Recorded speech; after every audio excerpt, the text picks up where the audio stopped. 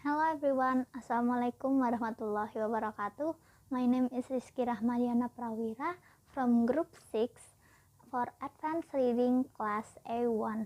I'm here to give my presentation about journal, and the journal topic is about listening. The title is Examining the Relationship Between Decoding and Comprehension in L2 Listening by Karen Ruth Leonard. The aim of the present study is to examine the areas that previous studies have not addressed or have been addressed only in part, including the relationship measures between decoding and comprehension. Participants were 25 native speakers of English, 4 male and 21 female, who at minimum completed or were enrolled in an intermediate level of Spanish university course. A majority, 16 out of 25, were enrolled in advanced level courses. Several brief audio files under 2 minutes each were created by taking excerpts of authentic short stories from Radioteca. Each file was a single clip from one story. Stories were chosen because no specialized knowledge is needed to understand them, and the chances of participants already being familiar with the content is lower than in the case of newscasts, which have been used in some previous research.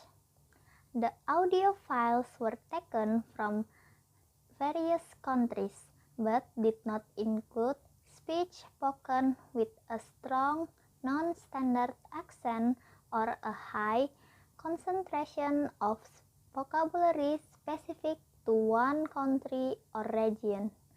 3 different stories with 3 different topics were used in order to collect a broader sample of data, including a variety of vocabulary.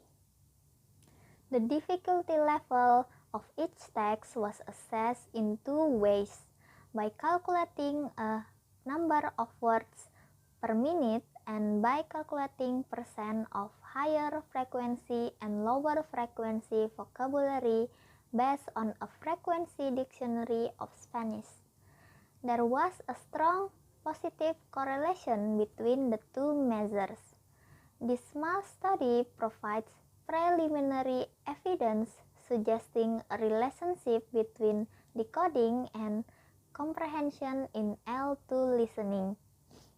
It also suggests that if there exists a threshold level of accurate decoding associated with good listening comprehension, it may be slightly lower than the threshold level of good lexical coverage associated with good listening comprehension.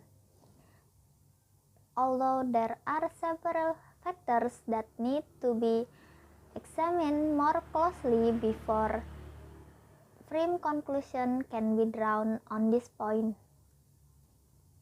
Additionally, the study found limited evidence of the use of the context to produce semantically appropriate substitutions where decoding errors were present. Most of errors either bore no resemblance in the input or were phonologically similar to the words in the input, and the smaller number of errors that were semantically appropriate were often errors in function words. As such, the results of the study do not seem to provide support for Field's 2008 hypothesis that the interactive compensatory model of reading applies to L2 listening. Thank you for watching. Have a nice day.